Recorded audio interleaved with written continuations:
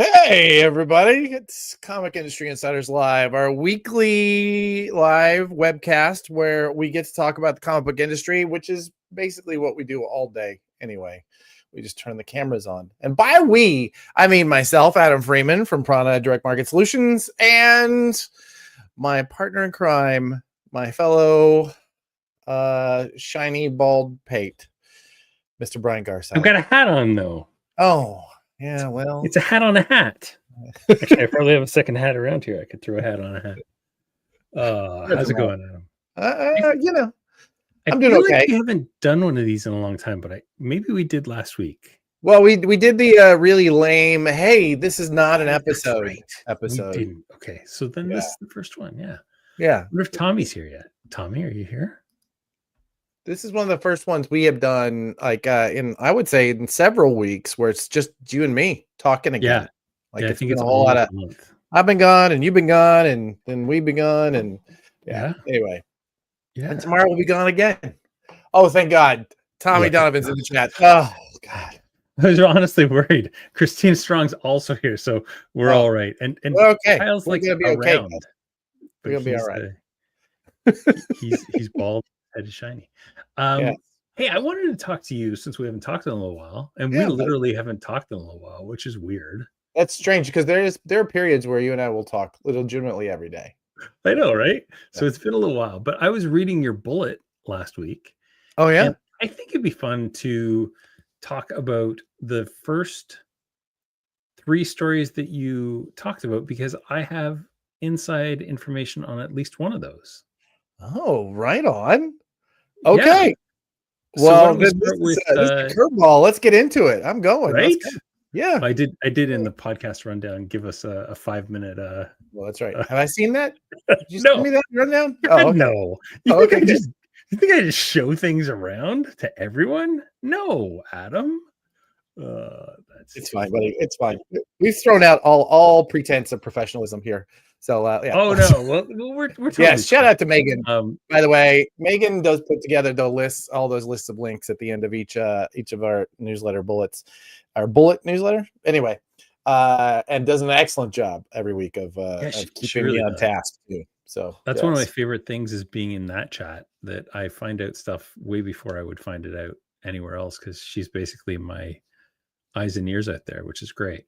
Diamond's reason to reject Alliance Entertainment was down to 1 hour. This is from our friend Rich Johnson.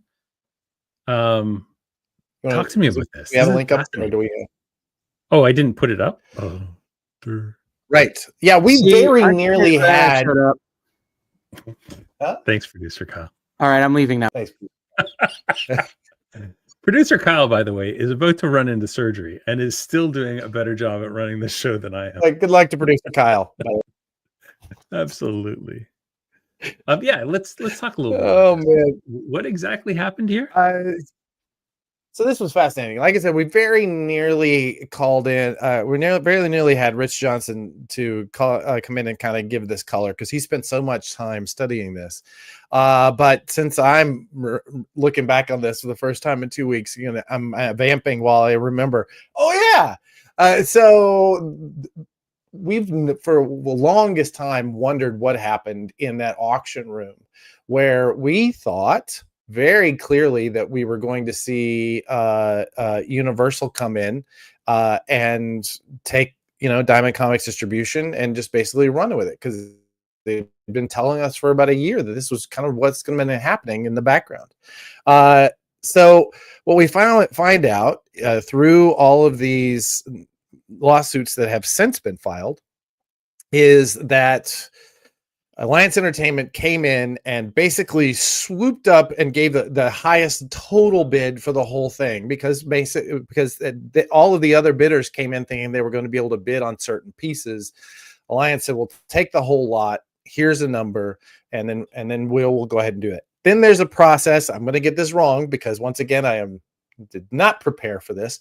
But then there's a process where they have to go in and qualify what they can actually pay for in the purchasing. And one of the pieces, the way I read this, one of the pieces that was not accounted for in the Alliance Entertainment bid, but was accounted for in the Sparkle Pop / Universal bid, was paying out the vendors who already were owed money, right?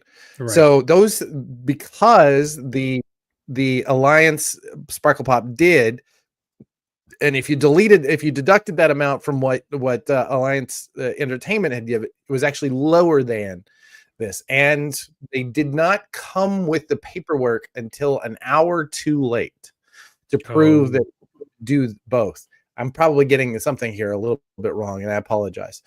Again, but lawyers, so keep that in mind. Please, nobody sue anybody based on something they hear here, please. Yeah.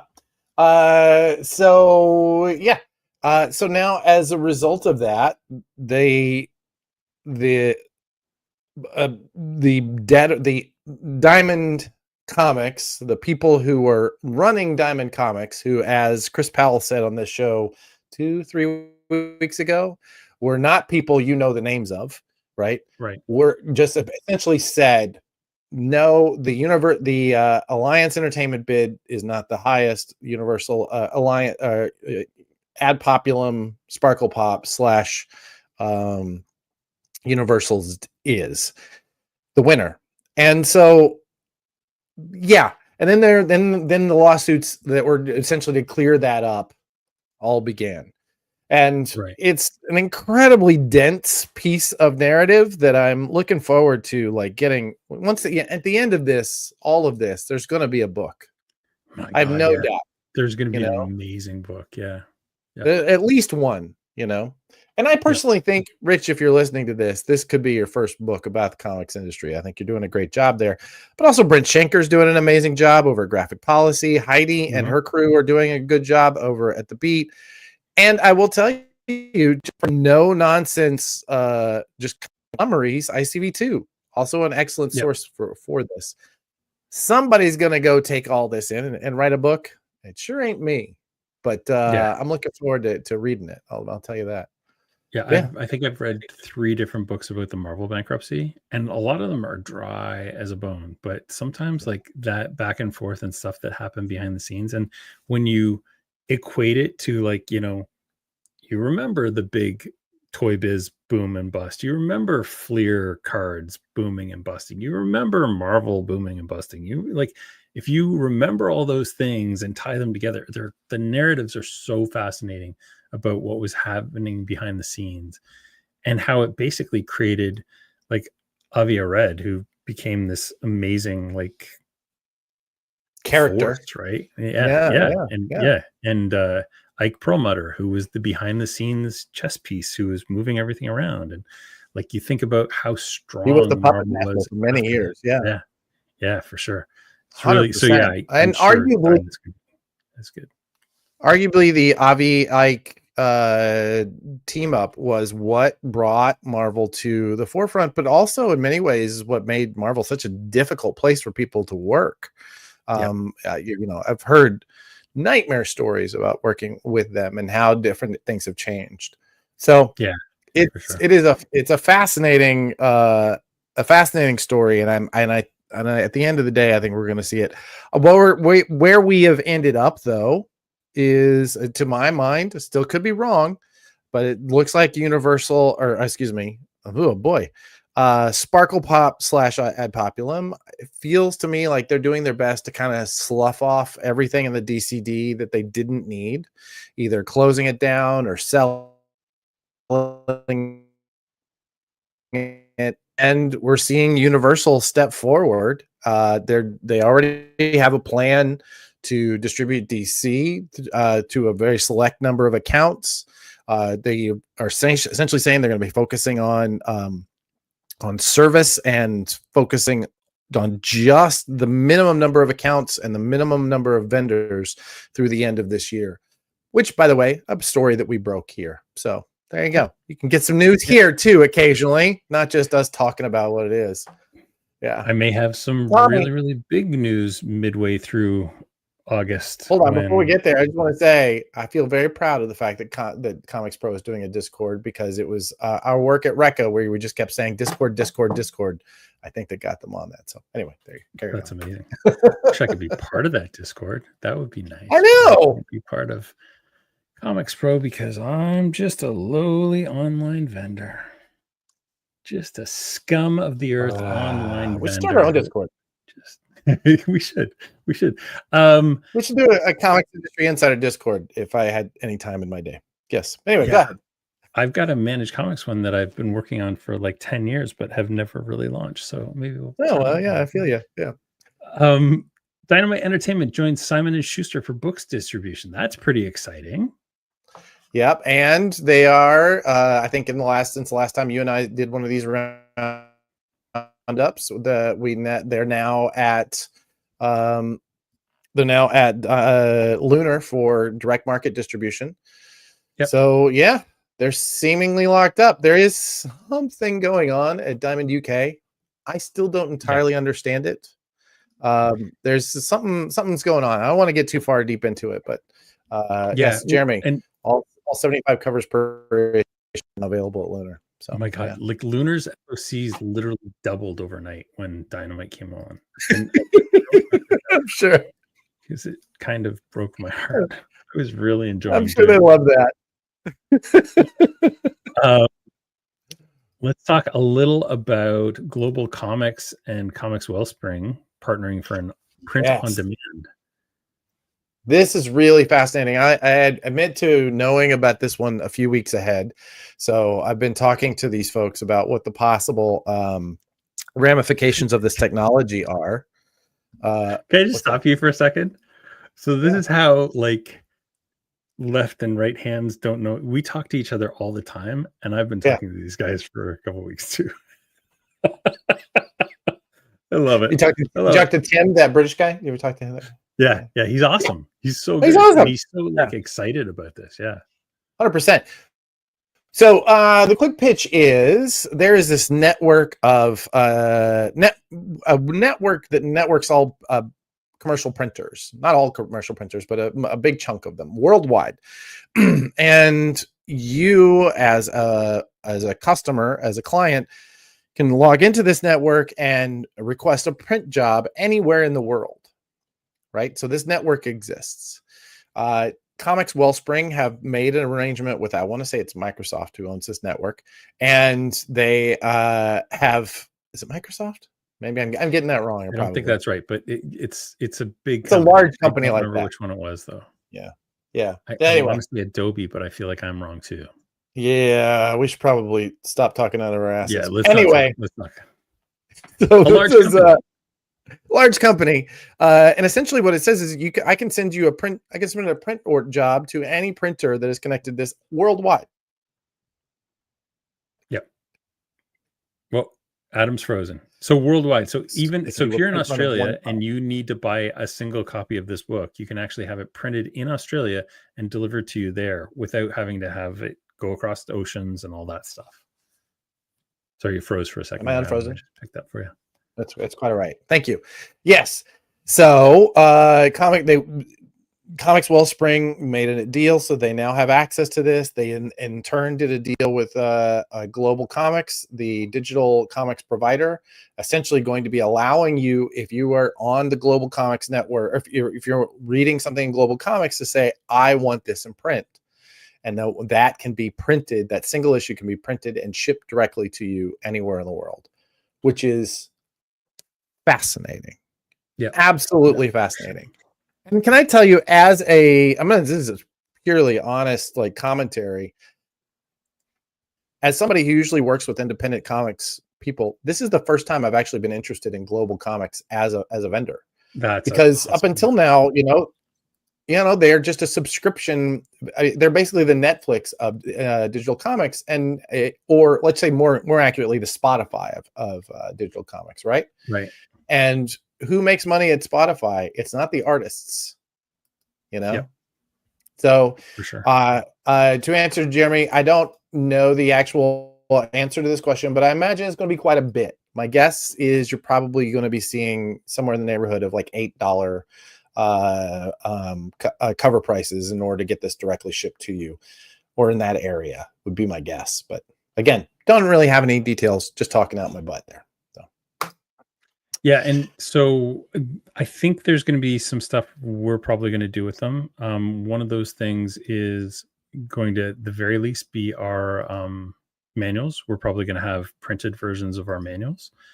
And then there's some other stuff we're talking about doing, and possibly down the road, we may make it available for a store to offer global comic stuff so that they can basically have it drop shipped to them and sell it on demand. So those are the kind of things that we've kind of talked about initially. I pitched them something fairly similar. You and I probably should have coordinated. Yep. Maybe we can work on that coordinated pitch, because I have an idea specifically about that as well. Anyway, yeah, let's talk after because we were planning on it. Whatever. By the way, you guys, if something comes out of it, you just saw the moment where that was incepted. So yes, it's a fascinating story. I'm really looking forward to seeing where it goes. It's going to change how we interact with digital comics, and I think can really change how we interact with independent comics, because they, the barrier for distribution drops way down. Yeah. So yeah, for sure. Yeah. For sure. Last but not least, and it ties into this week, and maybe you can give us a perspective on the floor. Diamond and the Mystery of Booth 2401. Oh man, I don't know. We were going to have somebody who got on the floor, hopefully was going to give us some insight into what happened here. They haven't. Listen, I'm worried that they've been shivved.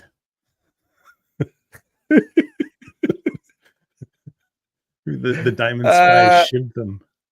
Yes, exactly. So yeah, it's a common understanding that real estate in San Diego is one of those resources, right? That people just hang on to. I know of at least one, but I think it's probably closer to a half dozen different publishers in the sort of independent press area that only put out a book every year in order to maintain their booth space there in San Diego. And they, they used to be regular publishers. I would love to talk to Steve Jeffy. It's possible to just be him in a cooler. Can you imagine? Just like Jeffy on one of those like terrible lawn chairs, just like leaning back, and just there's that old meme, decrepit old cooler. Yeah. Yes, exactly. Of like, foam cooler. And he's got, he's got a sign up that says, consulting $5,000 an hour. You go, well, does anybody take that? I only need one. Only need one. That's amazing. I hope so. Yeah. So that's it's a good question. It is a resource. It is an asset that new company now owns. What they're going to do with it seems to be a big question mark. I guess we'll find out in the next couple of days. Am I like really just cutting in and out? All right. Yeah, it's okay. Yeah, I'm actually planning going there tomorrow. I got you. Yeah, I know. So was I until Oryx happened. Dun dun dun. Do you want to talk a little bit about what you're doing at? Yes. Sure. You got a couple of this is our first year of doing. Yeah. Let me know if I'm just going to talk for a little bit, and somebody can hold up a hand and let me know that if I'm cutting out. But so yes, the first year of actually doing programming for San Diego Comic-Con. Felt like it was probably time. So we have two different panels that we're doing on the business of comics. First one is on their screen, Life Cycle of a Comic Book. We have put together, I think some of the smartest people I know in the production side of comics. I mean, we're looking Jamie S. Rich, who is an incredible editor and is now over at Ignition, is legitimately not going to a burlesque show so that he could come and be with us at his at their little outpost. Charles Prowse of the Nerd Store. He is an incredible retailer who always has so much fun to say, and it's at San Diego, so it was always a question of whether or not he's going to have a hotel room or is just sleeping on the lawn. Karen Burns and Michael Fragazzi. These two have become the secret weapons of many publishers. They run GMA publishing or printing, which is an agent that works with many different publisher or printers rather. Well, they work with other publishers, but for them, the publishers are the customers and the printers are the vendors. And they essentially line up your printing with each of the printers. They know every piece of the printing cycle. And that's something I'm really looking forward to seeing, because for me, that's kind of the only sort of gray box for me is once it goes to the printer, what does that look like? And then finally, Taylor Merkler, who is one of the heads of Lunar Distribution and can talk to all of the steps that it takes. Our goal here is just to talk through what does it take to make a comic book and put it in your store. Like, where do we start? Editorially, where do we start? Creatively, yes. But once that is all done, once the art is all done, how many people have to touch your comic before you get a chance to sell it off the shelves? So it's a fascinating one. This is our second, third, or fourth time doing this panel. So it's always really interesting, and we always get really great feedback from it. That's so yes. We've got an update from the show floor. This just in right now. Hey, we're at a loss here. Anybody know where Diamond's booth is at? I don't know if it's set up yet. So they are on the lookout right now. They've snuck onto the show floor. I will get you an update before this show ends. I have a back channel with the boys right now, and they are trying their darndest. Also, it turns out I want y'all to hustle up on iPhones. Who knew? Oh, shocking. Okay, well, good to know. The second one is going to be the comic book bestsellers list. This one is a look at sales data and its importance in the marketing and production of comics. We're also going to be talking about the sales data that we get through your system and through Comic Shop Assistant, and what insights we can get from what we call the fan confidence rating, which is essentially a look at how comics fans are subscribing and special ordering from the store, and what we can see ahead of time. How do we see around the corners by looking at this data? We've also got Moni Barrett, who is a world-class comics librarian and has been one of the leading voices in creating. Oh, here, Megan says 2401. 2401, boys. 2401. All right, there you go. All right. Yes. Also, 2607. We should watch that one too. Okay, yes. I'll tell them. All right, please. Okay. Please do. And remember, only one trench coat when you're sitting on top of each other. Okay, great. We have Moni Barrett, world-class librarian, incredible. Morgan Perry, one of the greatest marketers working today in comics, working for Square Enix. She's going to talk about, the kind of the data that they use, especially in working through the manga side and how they decide, make certain decisions. Data is only good if it answers questions for you, or if it helps you ask smart questions. And this panel is people that we're going to be able to talk to about what are those smart questions we can be asking this data, and why is it so difficult, right? Why do we still not have any finite sales data? We're going to get into the why that has been so difficult in a post-Diamond world. So yeah, it's going to be a fun panel. I mean, it was tough it was tough in a post-Diamond world, right? It's never been easy. Yeah. I have, I've been saying out loud that before Diamond stopped releasing it, that those numbers were set to algorithms. I will tell you, set by algorithms. I can tell you that two of the people that our stuff was more. So you're back now. I was dropping some tea. Oh, I was spilling tea there for a minute too. Oh well. Man. We're just gonna let it be. We're gonna let it be. Yes, it is difficult, and we're all working towards something that is much more useful for everyone, especially those of us who are marketing and selling comics. So yeah, for sure. Yeah, that's gonna be. And exciting. I think is that on my, I don't even remember which day is which. I've become one of those annoying people, one of those annoying executives who needs their assistant to keep their calendar for them. Mhm. So, yeah. Yeah. Yes, Kyle, it is the Illuminati telling us we shouldn't know. But if you want to go to the Comics Pro, do you have that tab? I don't actually. Oh, shoot. I wonder if I can do it though. Just give me a second here. Let me remove this. Okay, Nobody go needs for your to see rundown. my- On Friday, we are sponsoring the Comics Pro breakfast that happens every year. This is our second year sponsoring that. And that gives us an opportunity to present. We have two different publishers who are going to be there, two different of our clients who are going to be there to talk to the retailers who show up. Gary Vaynerchuk's VeeFriends is going to be there to talk for the first time to comic shops.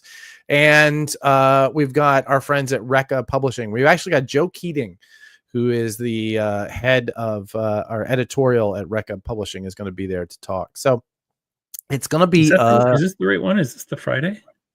Yeah, that's first start. Yeah, Friday. Yeah. There you go.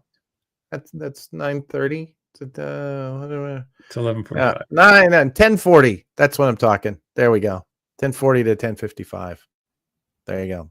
Then everybody's moving over to manga. So yeah, it's a lot. It's gonna be a busy week, and that doesn't even count the other panels that I have friends on that I want to go see. But so much stuff going on. Yeah. So you want to be a retailer? This is a classic. They've been doing this for years. PRH is going to be PRH's first time in San Diego doing a presentation for retailers, as far as I know. And Lunar's doing the same. And Whiskey House. Yeah. No. And I'm not drinking this year. I'm going to San Diego and I'm not drinking. It's going to be worse for me. I'm telling you. I like you. I like whiskey. I like Lunar. I like Penguin Random House. I can't go. I know. Blame Canada. This one isn't even Canada's fault. It's my own fault. It is. This one so I just had to go and save the industry. Save the industry. Well, take a breath. On all those notes, want to see what I'll be doing while you guys are having fun? Listen, man, I will tell you, there have been plenty of people who have been in or like close to your role, who we joke about, them wanting to save the industry. But I will say that you are the first person who I think has created an actual tool that can actually keep this kind of spiral that a lot of people are going down into. So Jeremy, here it comes right now. We should have, what, right then I clicked that button. I wish I could say, here it comes right now. And there was going to be some sort of, if Kyle was here, that's where we would get some sort of sound cue. Kyle would have figured this out. Yeah. Yeah. 100%. All right. Well, you got to stop going in for surgeries all the time.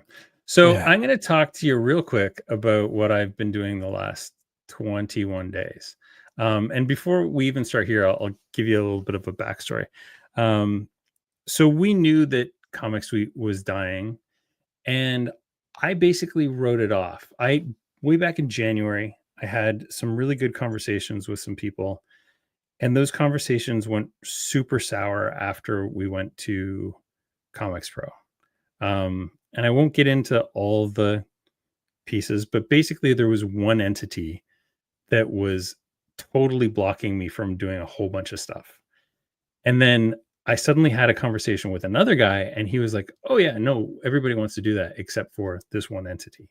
And I was like, then why don't we just not use those people? Unfortunately, it was like June at this point. So I sat down with my team and I said, what if we took Managed Comics, which is a Shopify solution, and just pulled all the Shopify guts out of it? Just reach into its stomach and just yank them out. And they were like, ew, gross. They'll be really disgusting, but we can probably do it. And I was like, how quickly can we do it? Thinking they were going to say like 2 months.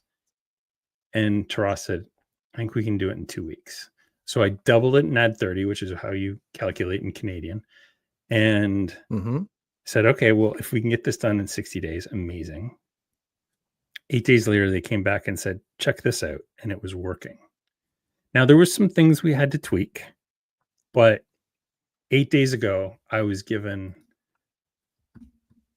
this right here that I'm showing for the first time to anybody live. This is a fully working managed comics that does not use Shopify in any way, shape, or form. It doesn't have a front end yet, so like the customer end isn't there, but we're gonna have that done fairly quickly. But you can send email campaigns, you can manage customers, you can manage subscriptions. Everything is like managed comics fast. It's not, slow like other systems. This is a brand new install, so there's like literally no customers here, but we have imports. So I can import subscriptions from Comic Suite, from Pullbox, and from Managed Comics Classic. I can import customers from Comic Suite or from Shopify or from Pullbox. Everything's ready to go. So we have a 5-store, and you can actually see it here. You won't be able to get in, but it does exist at oryx.managedcomics.com. We have a 5-store beta that we're starting today because literally Taras and I did all the network stuff last night to make this thing live. So we've got 5 stores that are going to beta test it this week. And then next week, we are going to onboard everybody. And when I say everybody, the big concern has been, how won't Brian onboard 1,000 people? I don't do it. They just onboard themselves. Managed comic stores, we have 250. I've probably only spoken to 20 of them in my life. So managed comics is meant to be simple and easy to do. And we have like amazing help that walks you through everything. So I'm hoping that in the next week, oh my God, breaking news, Ozzy Osbourne died. What in the world? I literally just got a text. That sucks. That does suck. All right. Let's take a step back, if you don't mind. Let's try and build this as let's try and build this next little bit as a video that we're going to pull out and make a short. Okay. Sure. The business problem is Diamond's Pullbox previews. What was it called? So Diamond's Comic Suite was basically a layer on top of RMH. RMH is a retail management hero, which is a point of sale system. It's really good. It hadn't been maintained by Diamond for years. So one of our partners, Sean at MCS, went into like 75 different stores and cleaned up their databases. And now everybody's RMSs are running super fast. So that's part of it. RMH, sorry, not RMS. RMS is the old system. If you're on that, you'll want to upgrade to RMH. Apparently, there may be upwards of 1,100 stores still using RMH or RMS. We know for a fact there's 350 RMH stores because Sean is in the process of contacting all 350 of them. And those guys have been getting renewed licenses through RMH. So we know they exist. Comic Suite was like a layer on top of it that gave you the data from comic stores and allowed you to order directly from Diamond. With PRH and Lunar, you still have to do the up download of CSV files, which is how you do things with managed comics. So that's kind of the part we're replacing, is the layer on top of RMH that was called Comic Suite. The difference is this is a modern app, so you'll be able to log into it from anywhere and update your FOCs and do your initial orders. Like, you can do that on your couch instead of having to remote into a computer at your office and hope that it's on and all that stuff. No need for that anymore. The other piece that we're building is a API connection to RMH so that when you do your check-ins, all your products will go right into your database, and they'll use all of our amazing managed comics data to, cleanly bring that stuff over. So you'll actually have clean data probably for the first time in your point of sales history. So yeah, that's kind of what we've done. We've replaced that Comic Suite layer with this wonderful new managed comics Oryx layer. Oh, are you frozen again? No, you're back. Yeah, we're gonna have to work on a. I'm back. I'm sorry. Apparently my data is such. You want a faster pitch? I open another tab. Yeah, I think we need to workshop that. Like, what is it? Why do people care? We're gonna get this down. Yeah, if you're using RMH or Comic Suite, You have no data right now, and you need that. And managed comics is the way that you get data again. So what you're saying Now is your all of voice those is people gone. who have RMH, God damn it. Have you tried power cycling your internet connection, Adam? Switch it on and switch it back I'll off. try that right now, Jeremy. I'll try that now, the next 25 minutes. This is wonderful. Yes. So what you're saying is everybody who is who woke up to the Diamond news that they no longer are going to have a supported comic suite are going to be able to move to managed comics, keep RMH, which is their POS system, and have managed comics sit on top of it in the same way that Comic Suite sat on top of it for so long. Correct. Is that correct? Yeah. And then coming very soon, we will have our own pull box, which was the customer facing aspect of Diamond's Comic Suite stuff. So pull box is like where your customers can log in and do their subscriptions. It's going to take us a few more weeks because we want to do that part right, because I believe that user interface is super important at the customer level. I mean, it's important at everything, but customer level, you don't want to get that one wrong, because you get one chance with these people. So once you get that locked in, we gotta get this pitch down, and we'll get this pitch faster. Yeah. Okay, good. Because you and I both love the day, the getting in the weeds of what does RMH stand for, but we gotta make it snappy. We gotta sell this thing. Yeah, I hear you. Yeah, I keep saying to my wife, it's like if people hear the words RMH or Comic Suite, they know they self-select into this group. It's not like when I'm trying to sell Shopify, right? Like, you want to sell things online. Here's how you do it. Whereas this is like, oh yeah, I have Comic Suite. It doesn't work anymore. Now we make it go. It's broke. Now we make it go. It's broke. I need to work. We help. Good. Yes,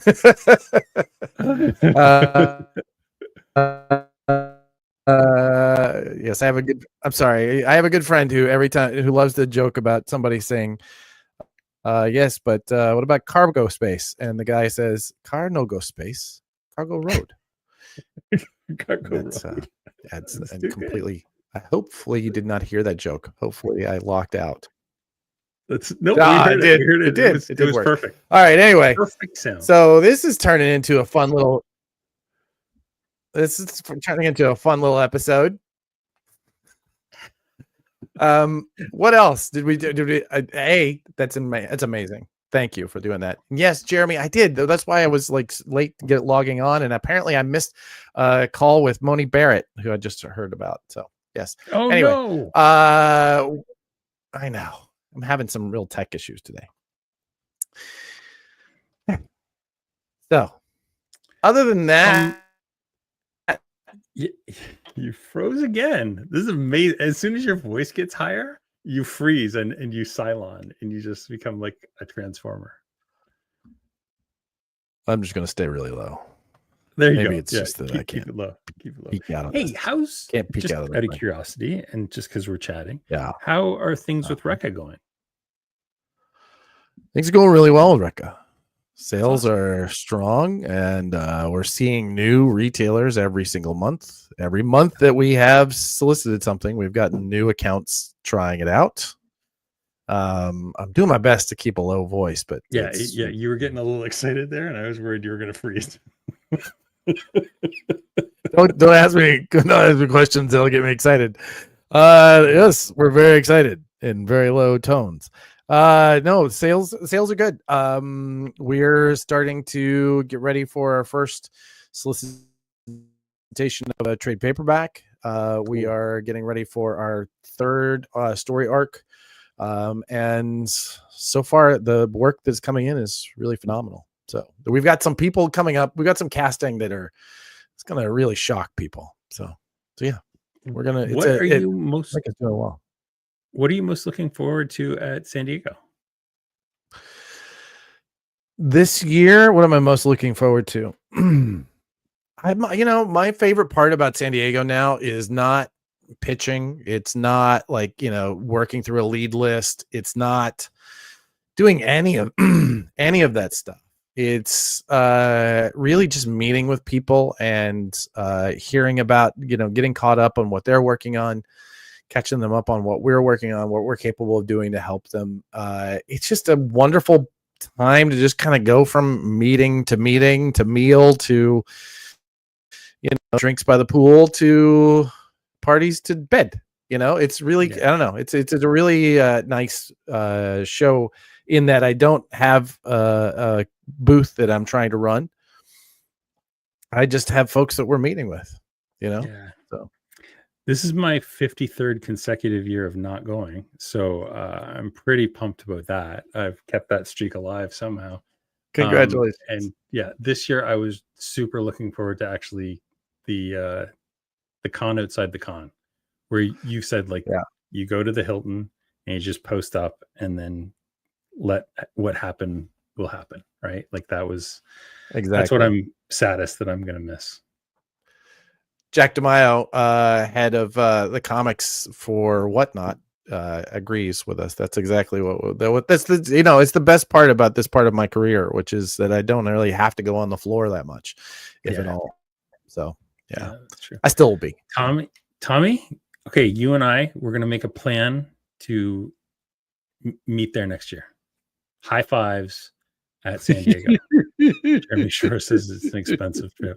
You know what though, Jeremy? With the way that travel is right now, this may be the cheapest that I've ever seen. Like I can get to LA for less than $500 Canadian, which is like 300 US from Toronto.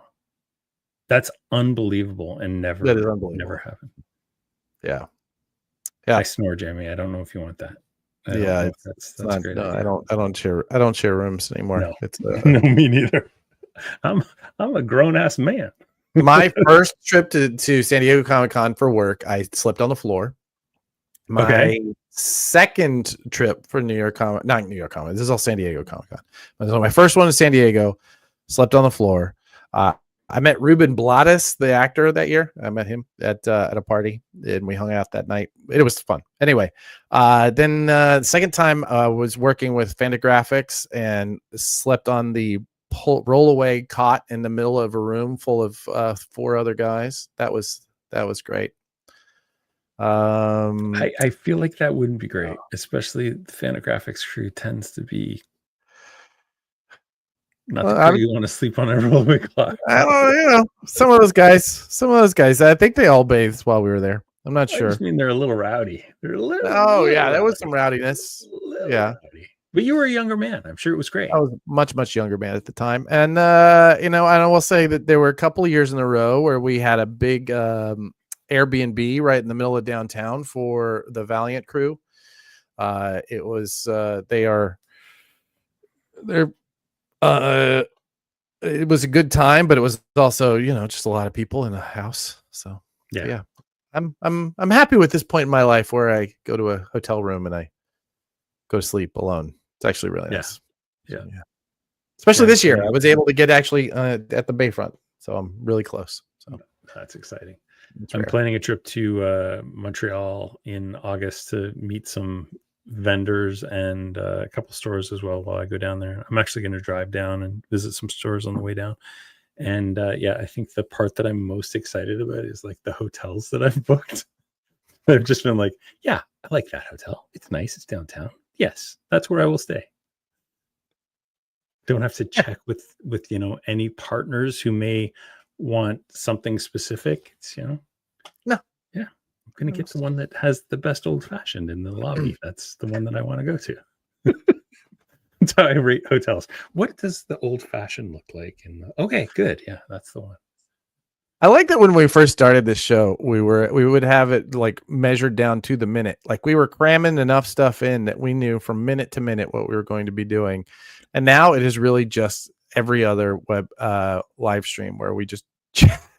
Well, I mean, we still let's see, we're still we were supposed to go 20 minutes for Oryx, and we only really did like 15. We were supposed to Yeah, go 20 minutes on your SDCC, and we, that's sure. shortened her up a little bit. I'm an efficient Fine. pitcher. Yeah, We're it's in fine. the we're in the home stretch now, so we can just, take it easy. Is there Yeah. anything in the recent catalogs that have started dropping that's got you excited? I have not actually noticed the recent catalogs. I've been putting stuff in the recent catalogs. We had Main Entertainment, which is the Tyler Main and his partner and wife Renee Gerlings did a book called The Last Spartan. I've got a copy around here somewhere, and it is been solicited for October, so it's in that pack that you just downloaded from Lunar. Also, yep, there it is. There's that website. Look at that. Look at that beautiful website. Good looking website. Look at that. Do you think that's Shopify? I think it might actually be Shopify optimized. I'll tell you what, Adam, that looks like it was created by a talented. It was created by a talented website person, I would say. Yeah, I would say so too. Also, that dude's probably going to have some new websites to announce in a week or so that are going to blow people's minds. I have no doubt. Yes, that dude is me, by the way, folks. In case you yes. Oh, hey, Jamie Coville asked a good question. He did. I know. I'm remembering that as well. Did you read the interview with Universal's owner on ICV2? Have you had a chance to read that? I think we talked about it. Angelo's interview on ICV2. We did, and I think, and a lot of what I'm spouting off as knowledge now comes from that interview. It was good. He really does kind of lay out that the larger plan for them is to sell comics into gaming spaces and essentially have gaming more available for comic spaces. One of the things that I think we have learned just time and time again is specialization, as Robert Heinlein once said, specialization is for insects. You really do need to have lots of different categories in your store in order to survive the ups and downs of this industry.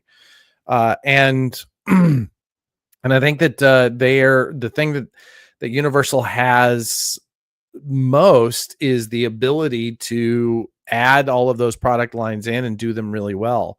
They have wonderful relationships with the Pokemon folks and within WotC and with everybody else who is doing that on the gaming side. And they have been doing comics on the Canadian side. Hopefully we're seeing some of those upgrades of the things that have been a challenge for them, for Canadian retailers. But they hired in incredible people from Diamond. They hired in Tim Lanahan for handling the vendor side. They hired in the retail goddess that is Nance Romer to handle their customer service. And I think that when I spoke to them a little while ago, they basically said service. This thing is going to be about servicing our customers. Yep. And I will say that many of the things they have in that are things that people have asked Lunar to provide and have not been able to. It hasn't really fit their profile of what they're trying to do.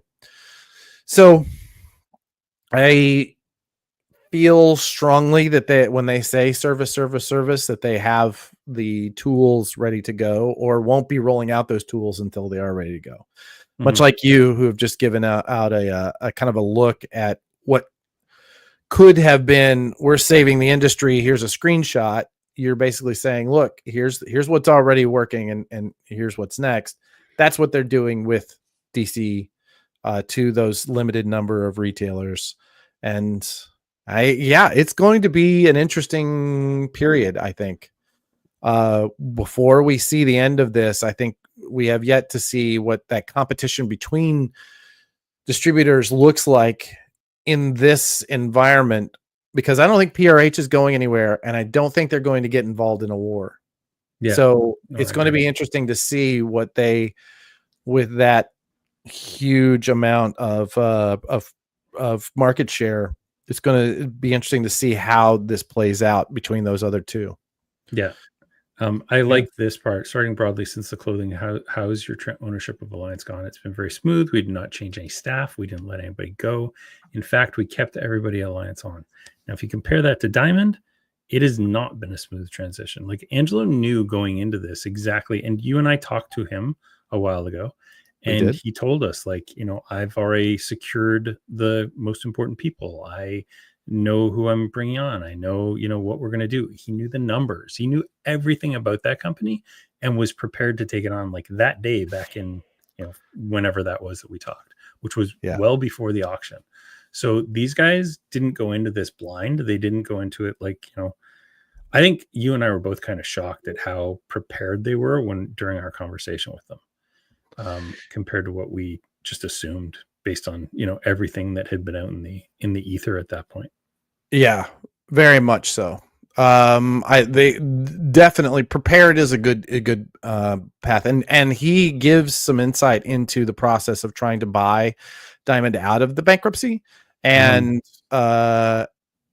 where from he stood, what that whole process looked like, and why he ended up having to take on Sparkle Pop as a partner at the last minute, and because they had no plan to do that, they just did.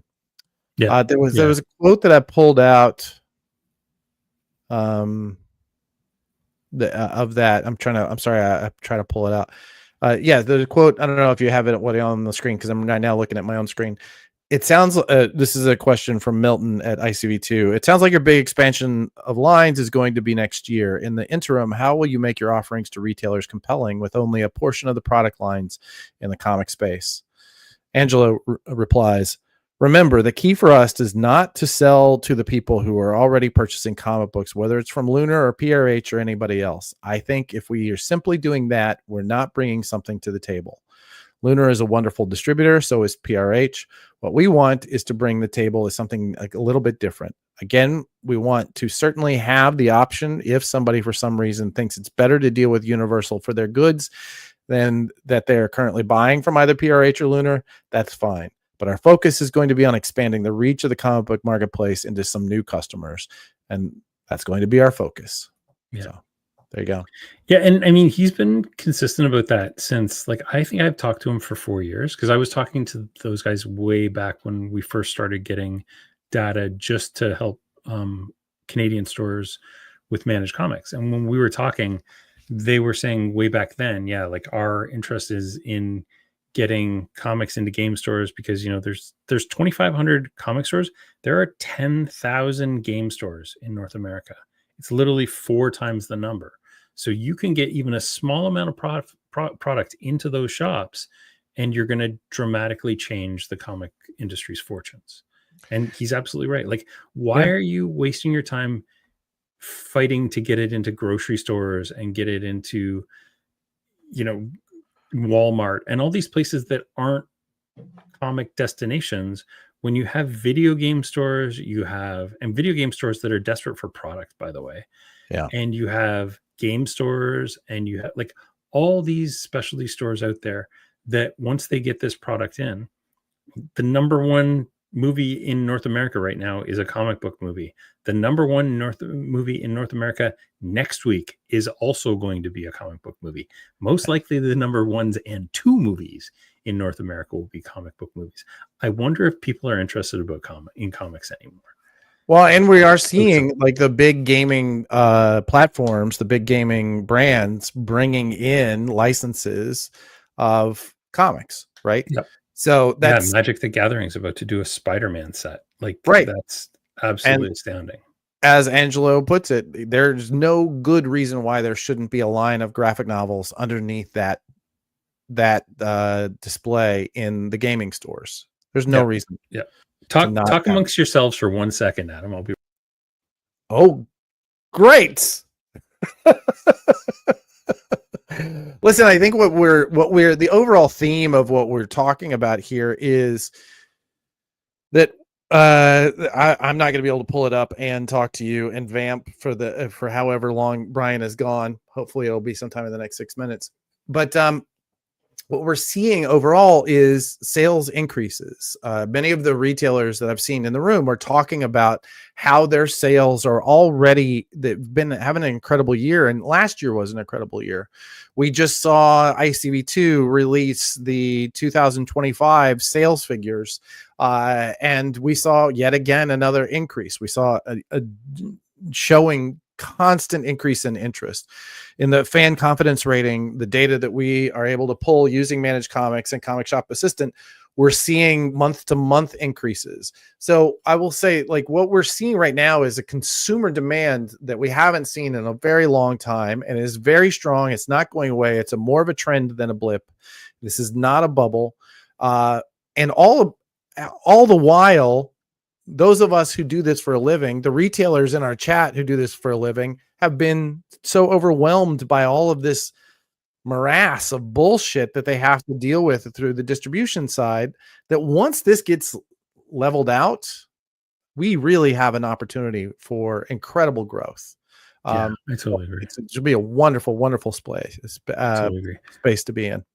And one of the things about thinking about Universal, and there you go, Jeremy, I'm saying about thinking about Universal. One of the things people most loved about Diamond was the fact that you had one-stop shopping. With Universal, you can have that for these game stores. You've got all the game product, like they're getting their copy of Munchkin Adventure Time, and they're also getting their IDW Adventure Time book, right? Like they're getting their Marvel comics, and they're getting their Steve Jackson Games Marvel Munchkin. Like, it's such a no-brainer. And when you actually physically see all of this stuff that is sitting in these stores, you know, with the brands that we're used to, the fact that nobody else has done it yet just kind of boggles my mind a little bit. Yeah, 100%. And I mean, there have been attempts, as Spike points out. Yes, there have been attempts to do these kinds of crossovers. And the history of marketing comics is there's a good reason that we do licensed comics, is that we want to bring those audiences into the comic shops and have them buy our G.I. Joe comics and our Transformer comics and those kinds of things. But this sort of cross-pollination of going outbound is really, I think, where the secret sauce is going to be, and finding the new places. This was the story that we talked about: sales, marketing, comics and graphic novel sales up in 2024. The biggest piece of this story, by the way, is the fact that it was on the backs of the comic shops themselves. Many years he does these kinds of things, and you can see that sort of upward trend that has been happening over the last decade, not counting COVID, which just gave us this huge rise, and then we're trying to trend back up to where it was. In the past, it has been graphic novels in bookstores and in libraries. It's been pushing out, Dogman, right? It's been, that's where the success has come from, where the growth has come from. This year, it's come out of the comic shops because we're seeing such strong product. Yeah. Once again, it's really about, is it readable, and do people want to seek it out? So. Yeah, I agree. And one of these episodes, we're going to have to talk about that Dogman cohort who is now hitting my son's age of 16, right? And the fact that this is the time where we as comic people need to be introducing those kids to the next generation of comics. Because every one of the kids that I've introduced, all of his friends that I've introduced to, like, the Absolute line, the Ultimate line, stuff that I know will just, like, they'll love. You wouldn't believe how many all-star Supermans we've sold recently. Like, that kind of stuff is getting into these kids' hands because they were trained how to read comics, and then we abandoned them. All right, they hit high school and we were like, no more Scholastic book fairs, we're abandoning you. Yeah. And I've banged on this drum multiple times, and it's like, we have to recapture that group. They want it so badly. Does your son read manga? No, unfortunately, he loves Western comics, and he hasn't found the manga that he loves yet. Yeah, I don't, we all kind of went through some sort of transition for that. I mean, you and I were a generation that read comics and then moved into comic shops. Like, that's, and then we moved away from them when we, discovered cars and girls, and then we came back, once we realized they're both expensive. But I never went away. I bought my cars and girls with not the girls, cars and motorcycles with comic book money. Believe it or not. There you go. But yeah, I just it's a tale as old as time, but we're just seeing a whole new generation, and it's one of the biggest generations we've ever seen of comics readers coming back. So yeah, they've been trained from such an early age, and we just need to recapture that for sure. Yeah. Well, this has been fun. I like we did it. Man, prep is for pansies. Prepped. I've got prep. I can show you the rundown. You don't need to know what we're doing. I do. Adam always asks me, "What's our rundown look like?" Don't worry about it. I got it. I know what it is. I'll get us where we need to go. Not both of us need the map. Come on, man. Don't worry. You drive. I'll navigate. Great. Okay. Yeah. All right, buddy. Well, is there anything that we missed? And now that we're a little bit over, I think we hit it all. We even hit some stuff I didn't think we were gonna hit, like the sales charts and stuff. That's awesome. So yeah, we'll next week's gonna be so much fun because we'll definitely recap what you guys did. You'll be able to tell me some stuff, and I'll be able to tell you whether or not I survived a week of onboarding 75 people. Who knows? Who knows what will happen? For those of you in the chat, for those of you who've been following this episode, thank you so much for tuning in. Once again, we are here every Tuesday at 2 p.m. EST or thereabouts, depending on technical issues. We will be back here post San Diego, and looking forward to sharing with you the ongoing drama that is the comics industry. And hopefully, man, we're getting to a place where things are going to start calming down, and we all have answers. I think that's going to be really good. Thank you, Christina. Thank you for tuning in. Thank you for those of you who participated in the chat. Thank you for everybody who watched and liked and subscribed. And why did you not hit the alert button so you know when it comes up next time? You gotta hit the alert button. Yes, Marco, hit that alert button right now. Hit that alert button. Hit that bell. Thanks, everyone. Hey, and everybody, just take a moment. Send out good vibes to our buddy Kyle. Absolutely. I was just gonna say that. Yeah. Give Kyle all the healing vibes that he can get. He needs them and he deserves them. Amen. All right. Namaste, y'all. Namaste, y'all.